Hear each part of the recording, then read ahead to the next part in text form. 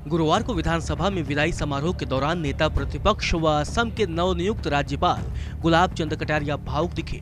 इस दौरान गुलाब चंद कटारिया ने कहा कि मैं आपका हूं, राजस्थान का मान और सम्मान बढ़ाना मेरी जिम्मेदारी है। विश्वास दिलाता हूं कि मेरे किसी आचरण से राजस्थान का गौरव नहीं गिरेगा, बल्कि गौरव बढ़ेगा। इतना भरोसा दिला सकता हूं।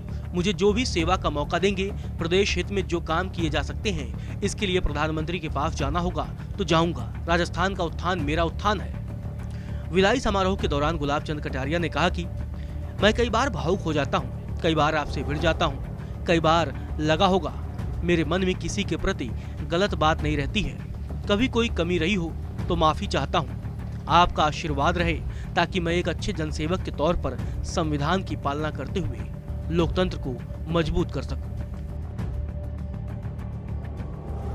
वहीं इस दौरान मुख्यमंत्री अशोक गहलोत ने कहा कि आजकल सरकारों और राज्यपालों के बीच टकराव चलता रहता है। इस दौरान सीएम अशोक गहलोत ने उम्मीद जताई कि बतौर राज्यपाल गुलाब चंद कटारिया असम में रहने वाले राजस्थानी लोगों का ध्यान रखेंगे। गुलाब चंद कटारिया से अशोक गहलोत ने कहा, जब आप भावुक होते हैं तो और ढंग से बोलते हैं। जब आप कैमरे के सामने जाते हो तो हमारी खूब ऐसी की तैसी करते हो। आपने कमी नहीं रखी, हमारे नेतृत्व की और मेरी भी कोई कंजूसी नहीं रखी। जमकर आपने कैमरे के सामने क्या क्या नहीं बोला होगा, वो लोगों के जहन में है। आज के बाद अब आप बीजेपी के लिए न गुलाब जी भाई साहब रहोगे, न सत्ता पक्ष के लिए गुलाब चंद कटारिया रहोगे। आप नए रूप में आ गए हो। अब भाई साहब वाली बात नहीं रहेगी। अब आप गवर्नर बन गए हो। उम्मीद है आप संवैधानिक मूल्यों की रक्षा करते हुए असम में राजस्थान का डंका बजाएंगे। वहीं गुलाब चंद कटारिया ने मुख्यमंत्री अशोक गहलोत की तारीफ करते हुए कहा, मैंने सांसद के तौर पर 1980 में गहलोत साहब को देखा है। मैं 1980 में विधायकपुरी में रहता था। गहलोत साहब उस समय भी टेलीफोन करने के लिए 2-2 घंटे स्वागत कक्ष पर बैठते थे। अपनी जनता के लिए काम करने का जुनून हो तो ऐसा ही होना चाहिए।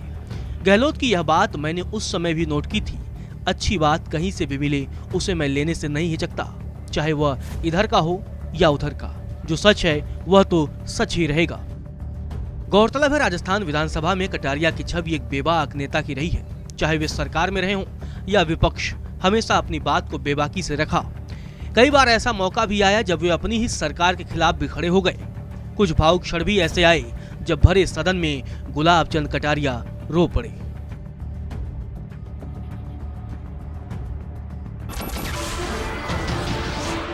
नमस्कार, मैं हूं मानक गुप्ता।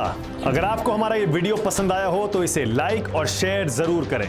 और हाँ, हमें सब्सक्राइब और फॉलो करना ना भूलें ताकि आप देश और दुनिया की कोई खबर मिस ना करें। तो जुड़े रहिए हमारे साथ और देखते रहिए न्यूज़ 24।